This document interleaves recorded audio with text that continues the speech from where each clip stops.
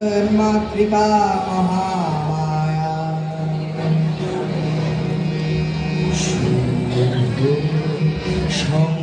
শঙ্খরবে সারা নিধির ধ্বনিত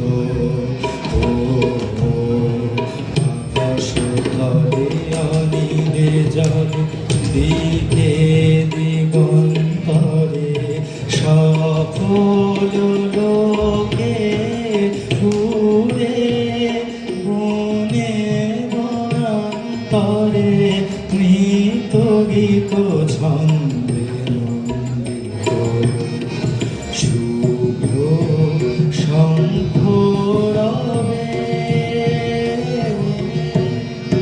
শরৎ প্রকৃতির উল্লাসে উৎসব গানে চির সুন্দর চিত সুন্দর বন্দন রাগে ত্রিলোকে থাকে শরণময় আনন্দে রাজে কল্যাণী সদা সুখ সদা বরদা সদা জয় রাখে মঙ্গলি শুভারাজে অসুর নাশন দশক হরণ পূজা আরাজে শুভ শঙ্খরবে